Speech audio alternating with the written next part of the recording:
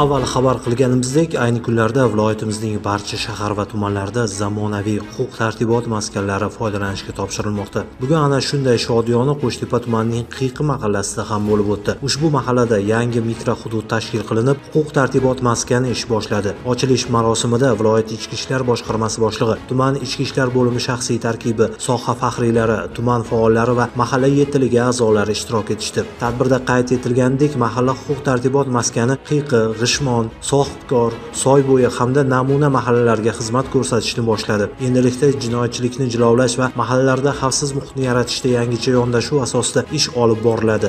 Bunda mahalla yetiligi bilan hamkorlik yanada yaxshilanadi. Farg'ona viloyati Qo'shtepa tumanida tashkil etilgan huquq-tartibot maskaniga hozirda 5 ta mahalla biriktirilgan bo'lib, shu mahallalarga xizmat ko'rsatuvchi maskanda xodimlar uchun barcha sharoitlar yaratilgan, xizmat xonalari kerakli jihozlar bilan ta'minlandi va shu bilan birga xizmat avtoulovi biriktirildi.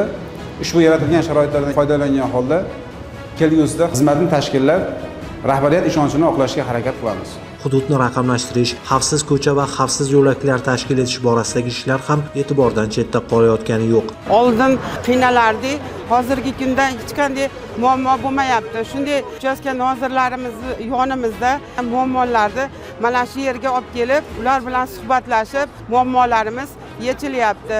Avvalambor prezidentimizga rahmat, davlatimizga rahmat. Shunchalik sharoitlar yaratib beryapti. Biz ishlaganimizda biz velosipedlarda yurganmiz. Mana hozirgi bu kunlarda ichki ishlar xodimlariga hamma yo'l nahot yaxshi bo'lyapti, yaratishlar.